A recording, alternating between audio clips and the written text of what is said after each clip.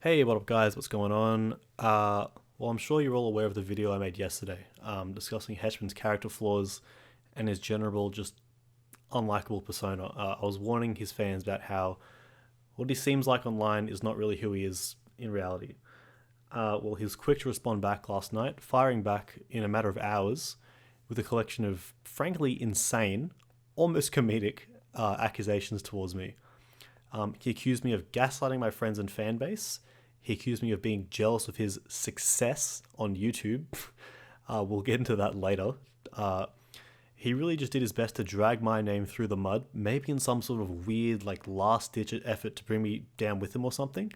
I'm not really sure, but today, guys, in this video, we're going to be addressing all of that, and I'll also be revealing some new information about Hetchman, just so you can begin to see how deep the rabbit hole goes into the mind of this sick and twisted freak. The first thing I want to bring up is his frankly hilarious accusation of me being a serial gaslighter.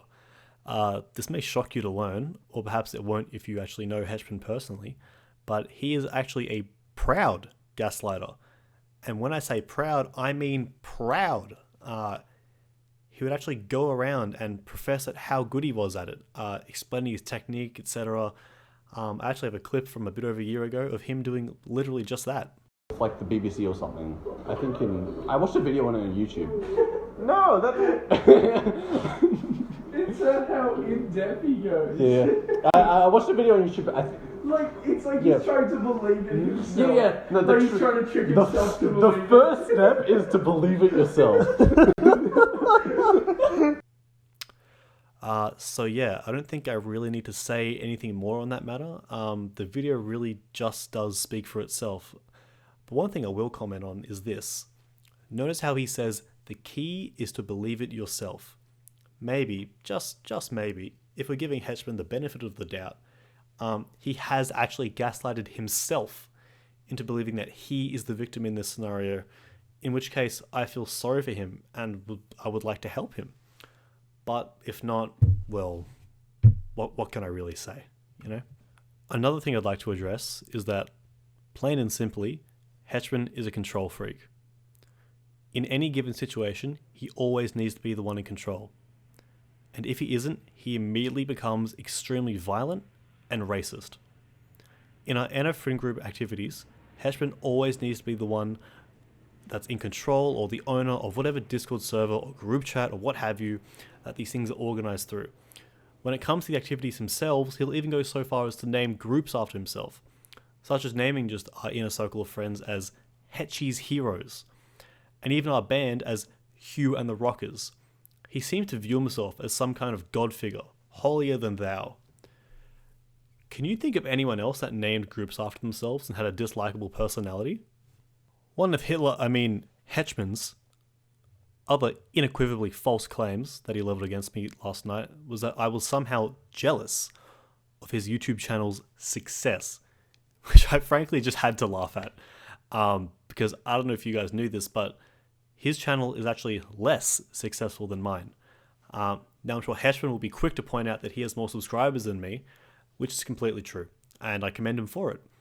But the thing about YouTube is, the metric of success is measured with views, not subscribers. Having a lot of subscribers is a great thing, but if none of them are turning up to watch, what does it even matter, you know? As you can see here with the Social Blade stats, the differences between our channels are really night and day. Honestly, in almost every metric, I'm coming out ahead. I'd especially like to point attention to the earnings category, where I'm earning about 6 times more than he is on a yearly basis. So what I really think Hetchman was doing in that previous video was actually projecting his own insecurities about his inferior YouTube channel compared to mine, and the fact that I'm much more financially successful than he is. And on the topic of financial success, I'd like to bring up an event from Hetchman's past that he has swept under the rug and removed himself from somehow almost entirely. What I'm talking about is a crypto scam he pulled with his fans 2 years ago. Now, I'm sure a lot of you aren't actually aware of this, and that's because Hetchman and his lawyers did an excellent job of scrubbing the internet of any evidence of this event.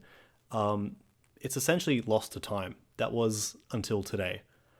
On the 26th of June 2020, Hedgeman announced he was working on a new project in the crypto space via his Twitter account. This was met with curiosity and general vague support from his fan base at the time, who weren't really too sure what was going on, as Hedgeman hadn't really revealed too much, but they were excited to see a new project from one of their favorite creators, so they waited with anticipation. A week later, on the 3rd of July, Hedgeman announced his new project, Hedgecoin. Hedgecoin was a new cryptocurrency token on the Ethereum blockchain, promising wide application across retail, banking, investment, and other sectors. The best part? The lucky fans of Hedgeman were the first ones to get a chance to purchase Hedgecoin, which was sure to go up in value. Hedgeman's fans were extremely excited by this news, and many began buying up the coin as quickly as they could, dreaming of their new life filled with huge mansions, expensive cars, and buxom babes.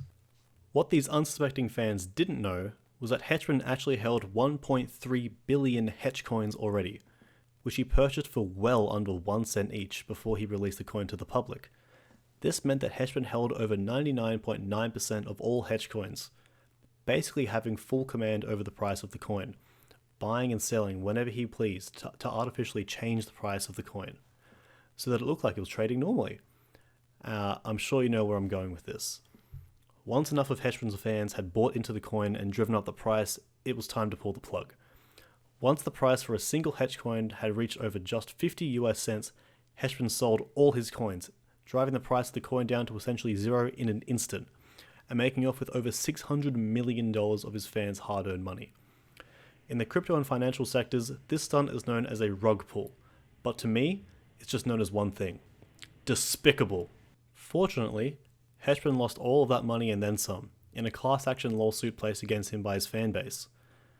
But part of the financial rulings of that lawsuit, which Hedgeman's lawyers were fighting from the very beginning, was that all of Hedgeman's fans that bought into Hedgecoin and joined the class action lawsuit had to sign an NDA, ruling that they were not allowed to speak about Hedgeman, Hedgecoin, or the court case. This result was achieved by Hedgeman's lawyers under the guise of avoiding slander and defamation, as Hedgeman was a public figure. One wonders if you can trust the justice system in this country after reading something like this. It makes me sick to my stomach. Fortunately, I never signed this NDA agreement, as I never bought into Hedgecoin, so I wasn't part of the case. I could see the scam coming from a mile away, so I distanced myself from it. I regret not speaking out about it sooner, as I could have saved a lot of people so much heartache and turmoil. I can no longer sit idly by and let Hedgeman get away with this. I will be making it a personal mission to make sure he is brought to justice in the court of public opinion. I will make it my duty to make sure the world knows who the real Hedgeman is, and you can count on that.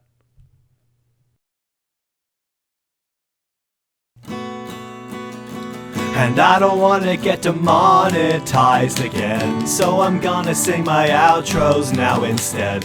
It's a bitch that I can't use songs at the end, but I would much rather pay my rent. So please do not come, please do not go, demonetize me and my YouTube shows. I need money I can blow. Whoa!